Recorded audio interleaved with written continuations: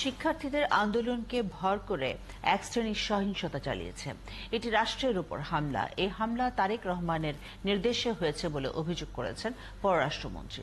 শুক্রবার জাতীয় প্রেস ক্লাবে দেশ এবং স্বাধীনতা বিরোধী সন্ত্রাস, নৈরাজ্য বিরোধী ঐক্যবদ্ধ প্রতিরোধ শীর্ষক আলোচনায় তিনি আরও বলেন, গেল বছর ২৮ অক্টোবর দেশজুড়ে বিএনপির নেতা যারা সহিংসতা চালিয়েছে তাদের বড় পদ দেয়া হয়েছে।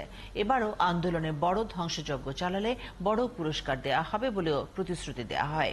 মন্ত্রী বলেন, সরকার নির্বাহী আদেশে নয়, সর্বোচ্চ আদালতের রায়ে শিক্ষার্থীদের দাবি পূরণ হয়েছে।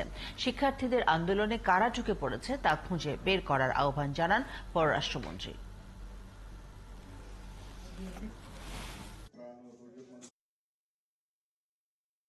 রাষ্ট্রের উপর হামলা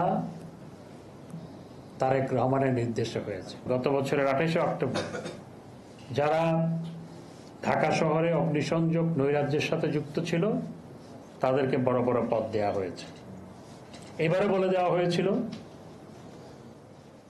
যে যারা এই ধরনের কাজ করবে, অগ্নিসংযোগ করবে, মানুষ মারবে, পুলিশ মারবে, ধ্বংসযজ্ঞ চালাবে, তাদেরকে বড় বড় পদ দেয়া হবে।